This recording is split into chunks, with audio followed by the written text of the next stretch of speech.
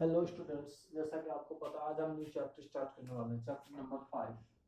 मैंने आपको बोल दिया था लास्ट चैप्टर में जो कराया था आपको रिटायरमेंट डेथ ऑफ पार्टनर, उसमें बोल दिया था कि आपको प्रैक्टिकल क्वेश्चन करने हैं सारे। तो आज हम इसमें थ्योरिकल पार्ट देखेंगे, डिजुलेशन में थ्योरिकल पार्ट देखेंगे, क्योंकि आपको पता है कई बार थ्योरिकल क्वेश्चन पूछे जाते हैं, 1-2 मार्क्स के तो पूछे जाते हैं, 3 या 4 मार्क्स में पूछ लिया जाता है। तो आप बुक ओपन करेंगे और आप देखेंगे क्या होता है पार्टनरशिप, डिजुलेशन ऑफ पार्टनरशिप। देखो डिजुलेशन क्या होता है। डिजुलेशन जैसे कि आपको नाम से पता है, डिजुलेशन ऑफ फर्म का मतलब होता है फर्म को डिजोल्व कर देना, फर्म को खत्म कर देना। अब इसमें भी दो प्रकार का डिजुलेशन होता है। तो डिजुलेशन होता है किसका, डिजुलेशन ऑफ पार्टनरशिप, और एक होता है डिजुलेशन ऑफ पार्टनरशिप फर्म। दोनों में अंतर है, डिसोल्यूशन ऑफ पार्टनरशिप और डिसोल्यूशन ऑफ पार्टनरशिप फर्म में क्या अंतर है। देखो डिसोल्यूशन ऑफ पार्टनरशिप में तो क्या होता है, डिसोल्यूशन ऑफ पार्टनरशिप में तो क्या होता है कि इसमें जो फर्म होती है वो डिसोल्व हो जाती है, फर्म होती है जो डिसोल्व हो जाती है। लेकिन देखो डिसोल्यूशन ऑफ पार्टनरशिप का मतलब होता है termination of the old partnership agreement and reconstruction of the firm due to admission and retirement and death of partner. Dissolution of partnership may or may not result into closing down of the business as the remaining partners may agree to carry on the business under a new agreement. यानी कि जो dissolution होता है partnership का, इसमें क्या होता है, इसमें जो पार्टनरशिप रिकंस्टिट्यूट, और हम हमारे सिलेबस में यही पढ़ रहे हैं, पार्टनरशिप ही पढ़ते हैं हम, ना कि पार्टनरशिप फॉर्म। हम क्या पढ़ते हैं, पार्टनरशिप ही पढ़ते हैं, पार्टनरशिप ही अपने सिलेबस में ध्यान रखेंगे आप। तो इसमें क्या होता है, डिसोल्यूशन ऑफ पार्टनरशिप का मतलब होता है रिकंस्टिट्यूट ऑफ द फर्म, यानी कि फर्म को दोबारा से रिकंस्टिट्यूट करना। क्यों होते हैं रिकंस्टिट्यूट, किस कारण होती है, या तो एडमिशन के कारण, या डेथ के कारण, या रिटायरमेंट के कारण। इनके कारण फर्म क्या हो जाती है, रिकंस्टिट्यूट होती है। तो इसमें क्या होता है, जो पार्टनर होते हैं आते हैं और जाते हैं, बट पार्टनरशिप कंटिन्यू रहती है। पार्टनर्स आते और जाते हैं, पार्टनर जाते हैं और पार्टनर आते हैं, ठीक है ना। लेकिन पार्टनरशिप इसमें कंटिन्यू रहती है। पार्टनरशिप यानी कि बिजनेस होता है जो रनिंग में होता है, बिजनेस इसमें क्या होता है, रनिंग में होता है, ध्यान रखेंगे।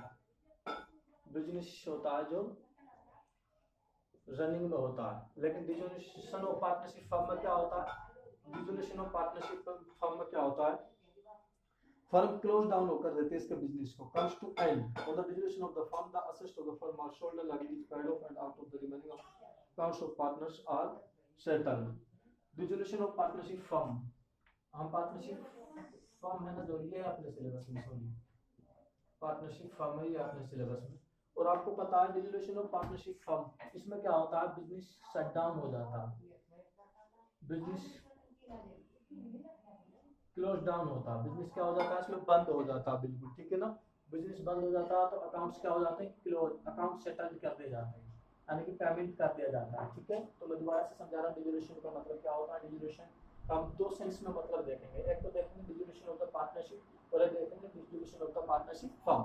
डिसोल्यूशन ऑफ पार्टनरशिप का क्या होता है, बिजनेस रनिंग में होता है, यानी कि इसमें रिकंस्टिट्यूट होता है पार्टनरशिप का। पार्टनरशिप में क्या होता है, इसमें रिकंस्टिट्यूशन होता है, जिसके कारण, या तो डेथ के कारण, रिटायरमेंट के कारण, या एडमिशन के कारण, ठीक है। पार्टनर आते हैं या पार्टनर जाते हैं, लेकिन बिजनेस कंटिन्यू रहता है, बिजनेस क्या रहता है, कंटिन्यू रहता है। लेकिन डिसोल्यूशन ऑफ पार्टनरशिप फर्म जो अपने सिलेबस में क्या है, dissolution of partnership firm. Dissolution of partnership firm में क्या होता है, जो बिजनेस होता है बिल्कुल क्लोज डाउन हो जाता है, यानी कि अकाउंट सेटल्ड कर दिए जाते हैं, पेमेंट कर दिया जाता है, सभी जो भी आउटसाइड होते हैं या इंटरनल होते हैं, ओके। तो डिसोल्यूशन ये था। अब डिसोल्यूशन होता है तो पार्टनरशिप का उसमें क्या क्या करते हैं, जो पार्टनरशिप होती है वो क्यों डिसॉल्व हो जाती है, यानी कि क्या केसेस है, कौन कौन से केसेस में डिसोल्यूशन हो जाता है। डिसोल्यूशन पार्टनरशिप का हो जाता है, यानी कि इसका डिसोल्यूशन किन किन केसेस में होता है।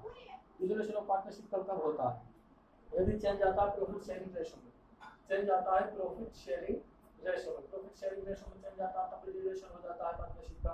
And in case of admission new partner, यदि एडमिशन होता है किसी पार्टनर का, यदि किसी पार्टनर का एडमिशन होता है, मैं कैसे बता रहा हूं बेटा, कैसे बता रहा हूं, जिसमें पार्टनरशिप का क्या हो जाता है, डिसोल्यूशन हो जाता है, जिसमें पार्टनरशिप का डिसोल्यूशन हो जाता है दोनों केसेस बता रहा हूँ, या तो प्रॉफिट शेयरिंग रेशो चेंज होते हैं या एडमिशन होता है किसी पार्टनर का। तीसरा केस है रिटायरमेंट होता है, जो हम चैप्टर पढ़े थे ना, क्योंकि चैप्टर का नाम आ रहेगा या सेकंड चैप्टर पढ़े थे, ठीक है। प्रॉफिट शेयरिंग रेशो चेंज होता था, या एडमिशन तीसरा चैप्टर पढ़े थे, रिटायरमेंट फोर्थ चैप्टर पढ़े थे। या होता है एक्सपेल्शन हो जाता है पार्टनर का, एक्सपेल्शन हो जाता है पार्टनर का, एक्सपेल्शन मतलब पार्टनर को हटा दिया जाता है जबरदस्ती, बहिष्कार हो जाता है उसका। फिर in case of death of partner, death of partner, partner का डेथ हो जाए या पार्टनर को हटाया जाए, एक्सपेल्शन किया जाए, तब भी क्या हो जाता है, पार्टनरशिप का डिसोल्यूशन हो जाता है। इंश्योरेंस किया जाए, किसी पार्टनर दिवालिया हो जाए, दिवालिया समझते हैं ना, जिसमें किसी का डेब्ट नहीं दिया जाए, इंश्योरेंस हो जाए किसी पार्टनर का, या पार्टनरशिप पीरियड का एक्सपायर हो जाए, यानी कि टाइम एक्सपायर हो जाए। आपको पता है यदि कोई फर्म बनी है 2 साल के लिए, उसकी डेट उसको पास्ट हो गई, यानी कि 2 साल उसको बीत गए बिजनेस करते हुए, तो उसको एक्सपायरमेंट हो जाता है, तब भी हम क्या मानेंगे, डिसोल्यूशन ऑफ द पार्टनरशिप मानेंगे। तो डिसोल्यूशन ऑफ पार्टनरशिप के 6 केसेस हैं जो मैंने आपको बता दिए। फर्स्ट है प्रॉफिट शेयरिंग रेशो चेंज हो, एडमिशन हो पार्टनर का, रिटायरमेंट हो, डेथ हो, एक्सपेल्शन हो पार्टनर का, और इंश्योरेंस हो या एक्सपायरमेंट हो जाए किसका, पार्टनरशिप का। ओके, अब पढ़ेंगे हम डिसोल्यूशन ऑफ पार्टनरशिप फॉर्म जो अपने सिलेबस में, and dissolution of partnership form किन केसेस में होता है, modes of the dissolution of the partnership form, यानी कि क्या मोड है, यानी कि कब कब पार्टनरशिप फॉर्म का डिसोल्व हो जाता है। पार्टनरशिप फॉर्म डिसोल्व हो सकती है फॉलोइंग वेज में। पहला वे कौन सा, without the intervention of the court, यानी बिना कोर्ट के इंटरवेंशन के, बिना कोर्ट के इंटरवेंशन के कैसे फॉर्म डिसोल्व होगी।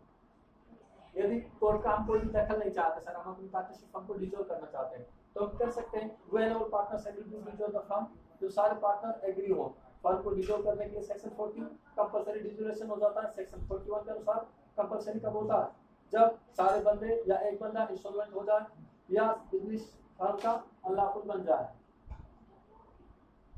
ओके, या on the happening of any of the following incident, तब भी क्या हो जाता है, तब भी क्या हो जाता है, बिना कोर्ट के इंटरवेंशन के डिसोल्यूशन हो जाता है पार्टनरशिप फर्म का। कौन कौन सी घटनाएं घटने पर, सेक्शन 42 कहता है, पहली on the insolvency of the partner, partner के इंसॉल्वेंट होने पे, पार्टनर के दिवालिया होने पे, on the fulfilment of the object, जिसके लिए फर्म बनी थी, मान लो ऑब्जेक्ट उसने पूरा कर लिया, ऑब्जेक्ट पूरा हो गया तो क्या हो गया, पार्टनरशिप फर्म क्या हो जाएगी, डिसॉल्व हो जाएगी। On the expiry of the period for the firm was form, okay, या वो पीरियड खत्म हो गया जिसके लिए वो बनी थी, क्या बनी थी, पार्टनरशिप फर्म बनी थी, मतलब 2 साल के लिए, 3 साल के लिए, ठीक है। तो जब पार्टनरशिप फर्म नॉट फिक्स और पार्टनर्स तो कोई भी पीरियड फिक्स नहीं हो, वो बोलते सभी पार्टनर या पार्टनरशिप को हमें डिसॉल्व कर देना चाहिए, यानी कि नोटिस देते, तब भी पार्टनरशिप क्या हो जाती है, डिसॉल्व हो जाती है। तो बिना कोर्ट के इंटरवेंशन के हम इन केसेस पे कर सकते हैं। पहला कौन सा केस था, यानी कि बिना कोर्ट के इंटरवेंशन के, जब पार्टनर सारे एग्री हो जाए, कंपलसरी डिसोल्यूशन हो जाए, जब पार्टनर बिकम इंसॉल्वेंट बन जाए, या अनलॉफुल बन जाए बिजनेस, या इंसॉल्वेंट हो जाए पार्टनर का, या कोई ऑब्जेक्ट था जिसके लिए फर्म बनी थी उसको पूरा कर लिया हुआ, कोई टाइम पीरियड पूरा हो गया, या उसको नोटिस दे दिया। ओके, अब कोर्ट के ऑर्डर द्वारा, कोर्ट के ऑर्डर द्वारा कब कब पार्टनरशिप फर्म का डिसोल्यूशन हो जाता है, सेक्शन 44 बोलता है। सेक्शन 44 बोलता है कब कब कोर्ट का इंटरवेंशन चाहिए, यानी कि कोर्ट कब ऑर्डर देगा किसी पार्टनरशिप फर्म को कि अब इसको बंद कर देना चाहिए, यानी कि कोर्ट कब इंटरवेन करेगा, कब वो दखल देगा कोर्ट, कब दखल देगा कोर्ट, कौन कौन से केसेस में दखल देगा कि भाई अब तुम्हारी पार्टनरशिप को बंद कर दीजिए। तो देखेंगे हम अकॉर्डिंग टू सेक्शन 44। पहला केस है जब partner has become unsound mind, यानी कि जब पार्टनरशिप क्या बन जाए, अनसाउंड माइंड बन जाए कोई भी पर्सन, कोई भी पार्टनर है अनसाउंड माइंड का मतलब ल्यूनेटिक, यानी कि वो पागल हो जाए, ठीक है। तो आप ये अपनी बुक्स में देख रहे होंगे और अच्छे समझ रहे हो, कोई भी क्वारी हो तो आप पूछ सकते हैं डायरेक्टली कॉल करके या व्हाट्सएप पर पूछ सकते हैं, ठीक है ना। तो मैं जैसा पढ़ा रहा हूँ उसको आप अच्छे से समझ लीजिए जो मैं बोल के बता रहा हूँ। यानी कि कोई भी बंदा होता है जो अनसाउंड माइंड बन जाए कोई भी पार्टनर, ठीक है, तब कोर्ट ऑर्डर दे देगा कि आप इसको बंद कर लीजिए। जब कोई partner other than partner file में suit has become permanently interval of performance duty of partner, और क्या हो, जब कोई पार्टनर हो जो अपनी ड्यूटीज को परमानेंटली परफॉर्म करने में क्या बन जाए, वो परफॉर्म नहीं कर सकता अपनी ड्यूटीज को, तब भी क्या हो जाएगा, वो बिजनेस बंद हो जाएगा, जो पार्टनरशिप फर्म है वो डिसॉल्व हो जाएगा। तीसरा, जब partner other than partner file guilty of misconduct, जब कोई partner other than partner filing a suit is guilty of misconduct by harm the partnership, या कोई पार्टनर जिस फाइलिंग सूट कर रहे हो यानी कि वो मिसकंडक्ट करता हो, यानी पार्टनरशिप फर्म से जिसको लगता हो कि भाई पार्टनरशिप फर्म को बंदे ने गलत व्यवहार किया, मिसकंडक्ट किया, इसकी वजह से फर्म को नुकसान हो सकता, तब भी कोर्ट बोल देगा उसको बंद करने के लिए, यानी कि डिसॉल्व करने के लिए। जब partner filing a suit wilfully persistently commits breach of partnership agreement, जब कोई पार्टनर क्या तोड़ दे, किसी पार्टनरशिप एग्रीमेंट को तोड़ दे, ठीक है, ऐसा पार्टनर जिसने फाइल सूट कर रखा है उसके अलावा कोई पार्टनर एग्रीमेंट को तोड़ पार्टनरशिप क्या हो जाती है, पार्टनरशिप प्रॉपर डिसॉल्व हो जाती है। फिर जब partner other than party filing a suit है transfer the whole of the interest in the firm, कोई पार्टनर है अपने पूरे इंटरेस्ट को किसी थर्ड पार्टी को ट्रांसफर कर दे, तब भी क्या हो जाएगा, पार्टनरशिप का डिसोल्यूशन हो जाएगा। कौन करेगा, कोर्ट करेगा उस केस में। 6 केस है जब कोर्ट सेटिस्फाइड हो जाएगी, firm can not be carried on except the loss, तो कोर्ट को ये लगे यार ये फर्म को से ज्यादा लॉस कमा दी, तब भी वो उसको बंद करने का नोटिस दे देगा, कोर्ट तब भी उसको बंद कर देगा। 7 केस क्या है, जब कोर्ट सेटिस्फाइड हो जाएगा dissolution just and equitable to the some other reasons, यानी ऐसे रीजन से सेटिस्फाइड हो जाएगा कोर्ट कि बिल्कुल इसको बंद कर देना, इसको डिसॉल्व कर देना, इस फॉर्म को बिल्कुल जस्ट एंड इक्विटेबल है, तब भी उसको वो ऑर्डर देके भी बंद कर सकता है। अब dissolution of participant, dissolution of the firm के बीच में डिस्टिंक्शन है बेटा, अंतर है, मैंने आपको अंतर बता दिया था। इसका मतलब क्या होता है, चेंज करना एग्जिस्टिंग एग्रीमेंट को। डिसोल्यूशन ऑफ पार्टनरशिप का मतलब क्या होता है, बिल्कुल होते द्वारा बिजनेस चालू होता है, क्लोज डाउन हो जाता है, कोई डिफरेंस से मैं आपको पहले बता चुका हूं, आप दोबारा से कर लेंगे। अकाउंट्स का सेटलमेंट हो जाएगा,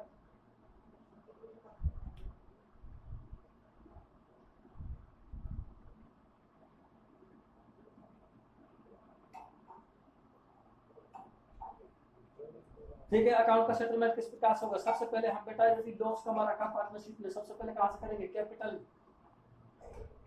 कहां से पेड किया जाएगा, यानी कि लॉस है जो बिजनेस का है, कैपिटल का लॉस है वो कहां से पूर्ति किया जाएगा, सबसे पहले तो कैपिटल में से, सॉरी सबसे पहले तो प्रॉफिट में से, फिर कैपिटल में से, लास्ट में यदि जरूरत पड़ी तो कौन लाएंगे, पार्टनर अपने घर से लाएंगे। समझ पा रहा है, यदि जो पार्टनरशिप फर्म डिसॉल्व हो रही है उस टाइम पे जो भी लॉस है या उस पे जो भी कर्ज है या जो भी कैपिटल का डेफिशिएंसी है उसको कैसे पूरा किया जाएगा, उसको कैसे पूरा किया जाएगा, उसको बेटा पूरा कैसे किया जाएगा, सेटलमेंट बता रहा हूं अकाउंट में, यानी कि जो लॉस है या डेफिशिएंसी है,